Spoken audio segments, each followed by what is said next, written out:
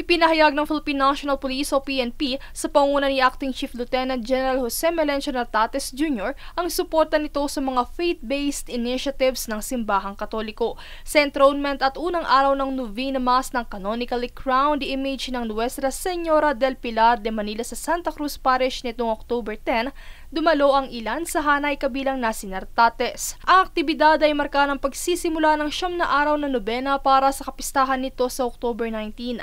Isa rin itong parangal sa Birhen, ang kagalang-galang na patron ng Santa Cruz Parish na sumisimbolo sa pananampalataya, debosyon at pagkakaisa ng mga mananampalataya ng Katoliko at ng komunidad.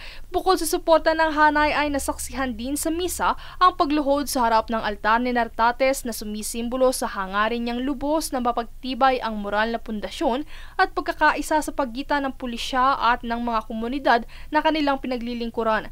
Sa pamamagitan ng kanyang presensya, ipinahayag din ni Nartates ang matatag na suporta ng PNP sa mga inisyatiba na nakabatay sa pananampalataya. Samantala, nagpahayag naman ng suporta ang Chairman Emeritus ng 4 na makabayan at sibikong organisasyon na si Dr. Jose Antonio Goytia para sa HEPE.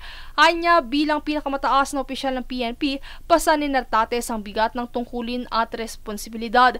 Ngunit sa kabila nito, anya ay isang taong may malalim na pananampalataya at isang lider na alam kung saan nanggaling ang kanyang katatagan.